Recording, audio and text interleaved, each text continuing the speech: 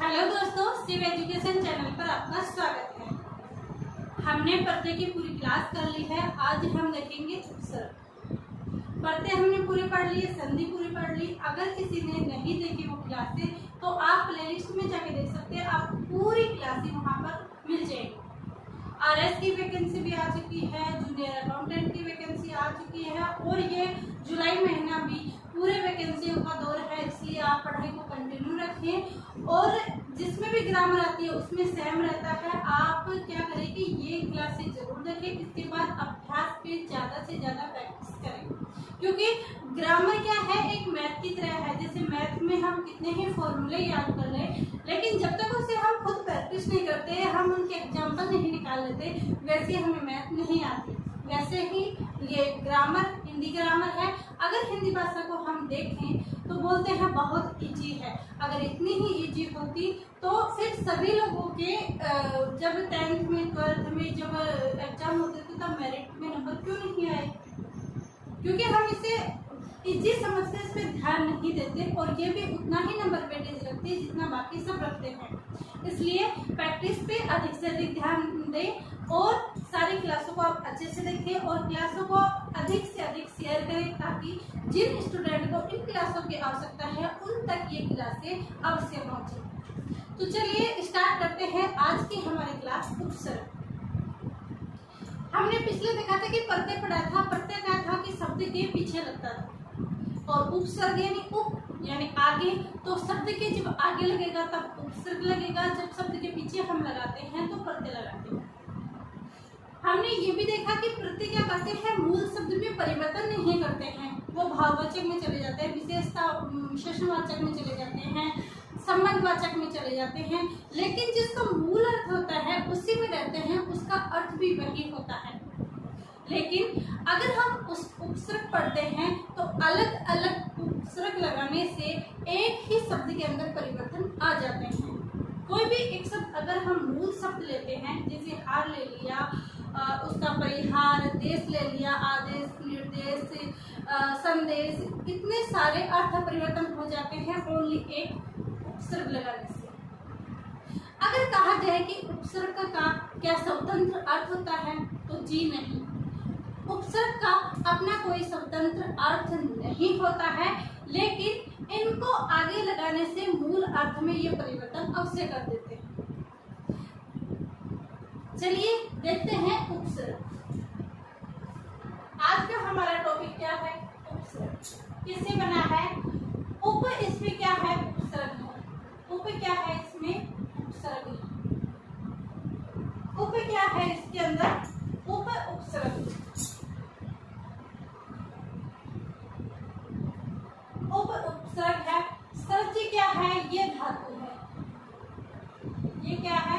धातु है। धन्य ये संस्कृत में है, हिंदी में ए क्या है? प्रत्यय। तब क्या बना हमारा? उपसर्ग शब्द बना। उपसर्ग का अगर हम शब्द विच्छेद करते हैं तो उप यहाँ पर क्या है? उपसर्ग है। सर्ज धातु है और ए क्या है? प्रत्यय है। तब हमारा क्या बना? उपसर्ग। उपसर्ग का शाब्दिक अर्थ क्या होता है? समीप में रखा यानी पास में। समीप में रखा यानी पास में। अगर हमसे पूछा जाए, अगर इसका हम देखें कि इसका अर्थ, इसका सूत्र के अंदर हम देखते हैं पूरी परिभाषा, सिर्फ हम 3 शब्दों में देखें तो ये होगा कि शब्दांश प्लस मूल शब्द होने पर उपसर्ग बनता है। शब्दांश किसे कहेंगे? जैसे पर, नी, हार, निर, उप, ये क्या है? ये शब्दांश है। इन शब्दांश को जब हम मूल शब्द के अंदर, मूल धातु के अंदर जब जोड़ते हैं तब पूरा हमारा उपसर्ग बन जाता है। क्या बन जाता है? उपसर्ग बन जाता है। उपसर्ग से शब्द बन जाता है। यानी ऐसे शब्दांश जो मूल शब्द के समीप आकर नए शब्द का निर्माण करें। क्या करें? नए शब्द का निर्माण करें। ये नए शब्दों का निर्माण कैसे करते हैं हम आगे देखेंगे। नए शब्द का निर्माण करें उसे क्या कहते हैं? उपसर्ग कहते हैं। यानी ऐसे शब्दांश जो उसके मूल शब्द के अंदर ही क्या कर दे? परिवर्तन कर दे। क्या कर दे? परिवर्तन कर दे। उसे क्या कहेंगे हम? उसे हम उपसर्ग कहते हैं। क्या कहते हैं? उपसर्ग कहते हैं। उपसर्गों का अपना कोई स्वतंत्र अर्थ नहीं होता। यानी इनका ऐसे कहे कि निरप्रय इनका अर्थ क्या होता है, तो इनका अर्थ के लिए मैं आपको बता दूं कि इनका कोई स्वतंत्र अर्थ नहीं होता। हम प्रय का अर्थ देखें तो प्रय का कोई अर्थ नहीं होता, लेकिन प्रय के अंदर हार जोड़ेंगे प्रहार बन जाएगा। प्रय और ऐसे शब्द हार के अंदर वी जोड़ देंगे बिहार बन जाएगा, यानी वन बाग बगीचा। और हार शब्द के अंदर अगर हम आ जोड़ देंगे तो आहार यानी खाना भोजन हो जाएगा। तो ऐसे ही मूल शब्द में परिवर्तन कर देते हैं। अगर हम देखें प्रय का कुछ अर्थ होता है नहीं, ऐसे इनका कोई शाब्दिक अर्थ नहीं होता, इनका कोई शाब्दिक अर्थ होता है। संस्कृत में कितने प्रत्यय होते हैं? संस्कृत में कुल 22 प्रत्यय होते हैं। कितने होते हैं? संस्कृत में कितने प्रत्यय होते हैं? संस्कृत में 22 होते हैं और हिंदी में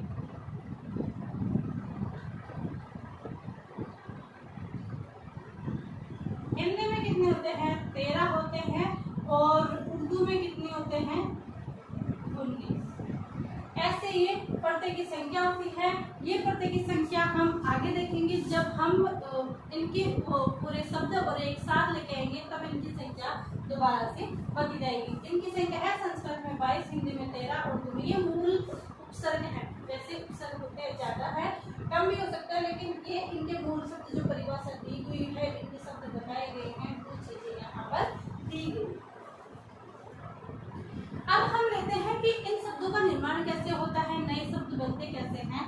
जैसे हमने शब्द लिया हार। क्या लिया? हार। हार में जब प्रय उपसर्ग जोड़ेंगे तो क्या बन गया? प्रय जोड़ेंगे तो शब्द बन गया प्रहार। क्या बन गया? प्रहार बन गया। अगर इसमें वी उपसर्ग के अंदर हार शब्द जोड़ेंगे तब क्या बन गया? विहार बन गया। और अगर आ उपसर्ग जोड़ दे हार के अंदर तो आ धन हार क्या बन गया? हार। क्या बन गया? आहार बन गया। और सम जोड़ देंगे तो शब्द सम के अंदर जब हार जोड़ देंगे तो क्या बन गया? संहार। शब्द क्या बना? संगार। और परि जोड़ देंगे तब क्या बोलेंगे? परिहार।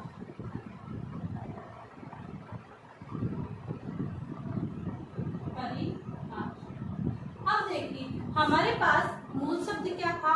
हमारे पास मूल शब्द सिर्फ एक ही था, हार। क्या था? हार। हमने उसमें जोड़ा प्रय उपसर्ग, क्या बन गया? प्रहार बन गया।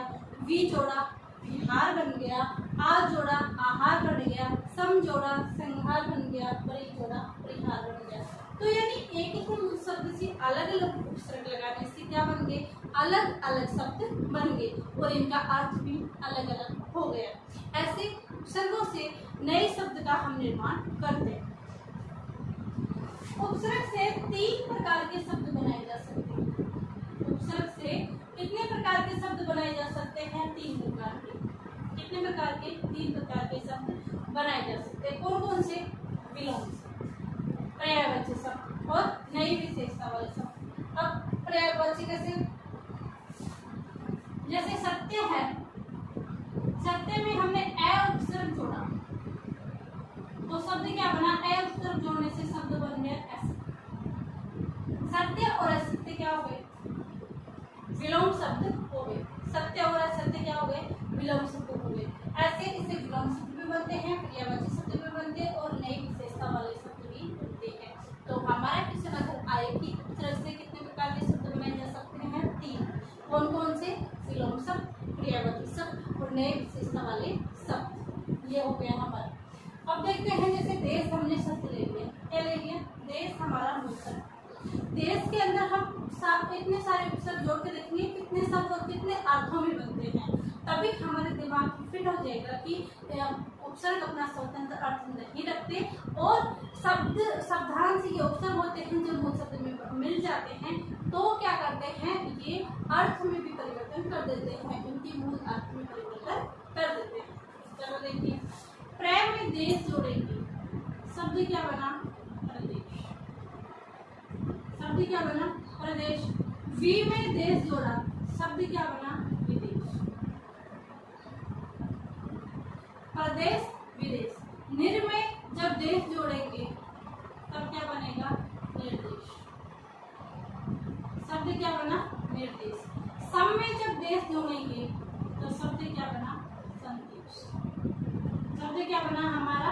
संदेश। उप में जब देश जोड़ेंगे तो शब्द क्या बना हमारा? उपदेश। तो शब्द क्या बना हमारा?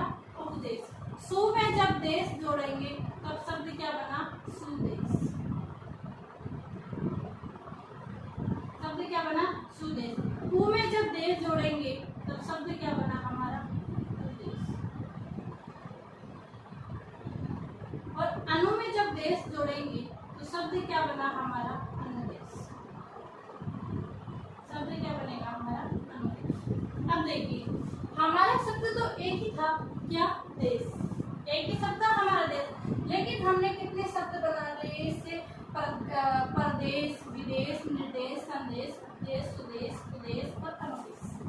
क्या सभी के अर्थ समान हैं? नहीं। देश तो हमारा एक ही था, लेकिन हमने उपसर्ग जोड़ देने से इन सब के अर्थ में भी क्या आ गया? परिवर्तन आ गया। जैसे परदेश और विदेश, निर्देश और संदेश। संदेश यानी कुछ मैसेज ले जाना, तो ये कोई विशेष है कि भी कुछ विशेष मैसेज लेके जा रहे हैं, तो वो नई विशेषता वाले शब्द के बन जाएंगे। सुदेश यानी अच्छा है जो देश, अच्छा है जो देश। तो कुदेश यानी बुरा है जो देश, कुदेश यानी बुरा है देश। सुदेश और कुदेश यानी विलोम शब्द हो गए। उपदेश, उपदेश यानी उपदेश देना, ज्ञान देना, शिक्षा देना, उपदेश के अंदर आ जाएगा। अनुदेश यानी अनुदेश, देश। निर्देश कोई नियम बताना। विदेश और देश, देश विदेश, ये क्या होगा? विलोम शब्द हो गए। तो विलोम शब्द और क्रियावाची शब्द इनसे क्या बन जाएंगे? जैसे प्रदेश और देश, ये क्या हो गए? क्रियावाचक हो गए, और देश और विदेश क्या हो गए? विलोम शब्द हो गए। ऐसे इनसे हमने तीनों शब्द का निर्माण भी देखा, इनके अर्थ भी देखे, और ये हमारे एक सामान्य सी इंट्रोडक्शन वाली, अगर हम उपसर्ग की क्लास करें तो ये हमारी उपसर्ग की इंट्रोडक्शन वाली क्लास है। कल से हम उपसर्ग देखेंगे, और हिंदी, संस्कृत और उर्दू, इंग्लिश वाले ये सभी पढ़ते रहे। सॉरी, उपसर्ग हम इनको देखेंगे, और सारे की एग्जाम्पल भी हम लेके आएंगे, और सभी के एग्जाम्पल भी हम क्लास के अंदर देखेंगे। यह वीडियो आपको कैसे लगी आप कमेंट करके जरूर बताएं, और वीडियो को लाइक, शेयर एंड सब्सक्राइब करना ना भूलें। आप सभी